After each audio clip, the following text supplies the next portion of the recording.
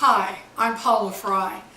I started a bread making video this morning, and while the bread is rising, I thought it'd be neat to show you how to make vegan chili. This is all vegetarian or vegan, but it's delicious and it's very good for you. Those of us that have autoimmune disease or other illnesses caused from inflammation know how important it is to eat healthy.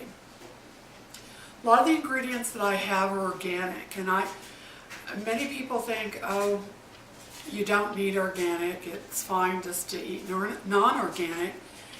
And the vitamin content and the protein content is about the same in the non-organic.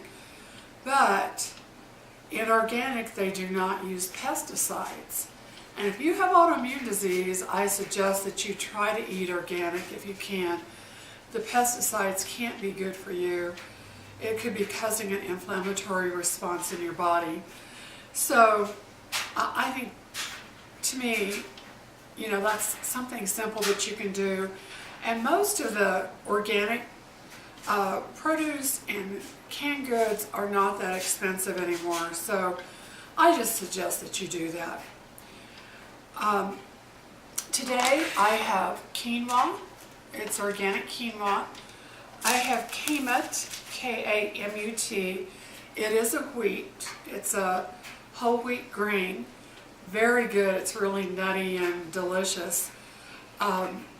Quinoa is a grain that is high in protein. It has lots of vitamins and minerals. So it's a good thing to add to salads and pretty much anything you make. Especially those, like my granddaughter is a vegan and she needs the protein. So I'm going to put quinoa in my chili today. Chili is one of those things you can put pretty much anything you want in it. I'm from New Mexico. This is not how we make chili in New Mexico. This is my own version. We would probably call this chili beans in New Mexico, but anyway, and what I have here are some bell peppers, some shredded carrot, some chopped garlic, and of course, being from New Mexico, we have to have green chilies. And this is a red chili. If you want it a little bit hotter, you can use the red chili. I have New Mexico chili powder. I have canned organic tri beans. They're 3 beans. I think they're black beans, pinto beans, and kidney beans. I have cumin. I have garlic powder and onion powder and salt and pepper. And I have organic tomato sauce. So that's going to be the basis to my chili. I'm going to start by adding a little bit of olive oil in my pan. And I turn on the burner. And what we're going to do is saute the carrot, the garlic, the pepper, all these vegetables. And you can add other vegetables in your chili if you want, whatever you like. It's just really a personal preference. And I may not use all of these. I may just use, I'm making several pots of different kinds of chili today, so I may just use part of these, but anyway, I'm going to let that saute and just soften those vegetables a little bit so that they'll be nice and flavorful for the chili. With my beans, it's always a good idea to drain your beans, and so I have my beans drained here in the colander. I wash them very well.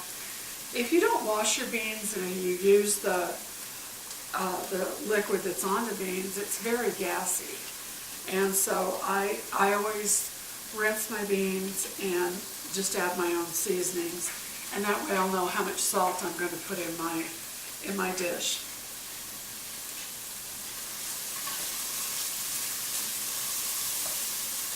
You let those saute for about 5 minutes, but I'm going to go ahead and add, for this video, I'm going to go ahead and add my ingredients. Oh, another ingredient that I do have is vegetable broth. If this was not vegan, you could use chicken broth or beef broth, but since my granddaughter is a vegan, I went ahead and got the vegetable broth, and it's organic vegetable broth. I'm going to go ahead and put my quinoa in there.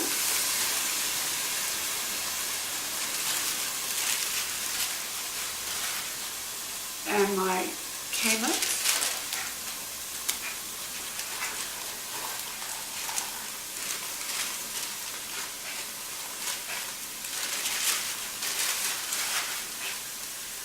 Now I'm going to add my vegetable broth and let that simmer. And while I'm doing that, I'm going to go ahead and add my seasonings. I add my beans last just because I think beans are better if they're not cooked for a long time. They get mushy and I like them a little bit firmer. So I wait until the last few minutes to add them and let them boil up real well and warm up, and then they're fine. So if you want the beans to absorb more of the flavors that are in your pot, you can add them beforehand.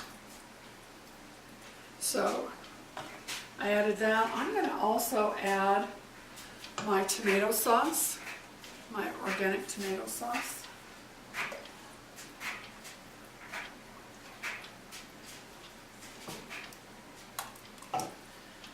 Now, if you have autoimmune disease, really be careful how much tomato you add. I didn't add that whole can, so tomatoes can cause inflammation if you have rheumatoid arthritis or one of the other autoimmune diseases. I'm going to use, and I'm not going to measure the salt over the pan because I'm going to use about half a teaspoon of salt, and this is real salt, so it's not very strong, and it has minerals in it, so I think we're fine with half a teaspoon. I like Simply Organic ground black pepper, and I'm going to use about 1/8 of a teaspoon of black pepper just to give it a little extra flavor. This is New Mexico chili powder, and if you've never used New Mexico chili powder, you need to order it. You can order it from different companies around Albuquerque, but this is just delicious, and I always use it, and I get the hot. You know, if you want medium, that's fine. I usually, if I don't want my chili really hot, I just don't use as much. So I'm just going to use 1 teaspoon in this chili just because I don't think my granddaughter would want it real hot. And this is cumin. If you've never used cumin, it's just delicious. I'm going to put about half a teaspoon in there. Sprinkle a little bit in there. It really adds great flavor to your chili. And then I have garlic powder. I did add fresh garlic, so I'm not going to put very much garlic powder in there, just a little. And then I did not put onions in my chili. Most of my family don't like onions, but I find that if I add a little onion powder, it kind of adds a little extra flavor and it doesn't bother them too much.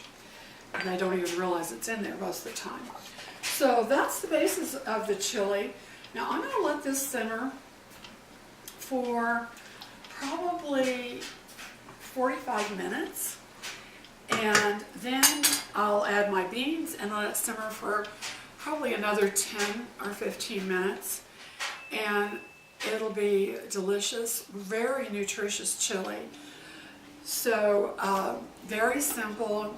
Like I said, you can add whatever vegetables you want in it. But I like the quinoa and the beans and the vegetarian chili for the protein, and it just makes it a little bit heartier chili. With my regular chili, I do add beef, and I use organic ingredients in it too. So, but that's how you make vegetarian or vegan chili. and I hope you try it. It's very good, great, makes great lunches. It freezes well. So thank you. Bye-bye.